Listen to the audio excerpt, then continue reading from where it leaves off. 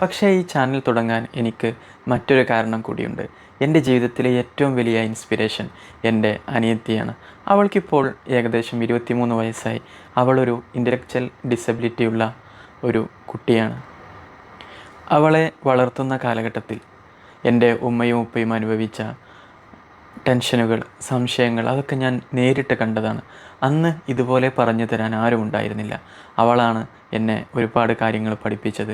ഓരോ കുട്ടിക്കും അവരുടേതായ കഴിവുകളുണ്ടെന്നും ശരിയായ ശ്രദ്ധയിലൂടെ അവരെ മാറ്റിയെടുക്കാമെന്നും നാളെ അവൾക്ക് സ്വന്തം കാലിൽ നിൽക്കാൻ കഴിയുന്ന, അല്ലെങ്കിൽ അവളെപ്പോലെയുള്ളവർക്ക് എൻഗേജ് ചെയ്യാൻ പറ്റുന്ന ഒരു ലോകം കെട്ടിപ്പടുക്കണം എന്നതും എൻ്റെ വലിയൊരു സ്വപ്നമാണ്.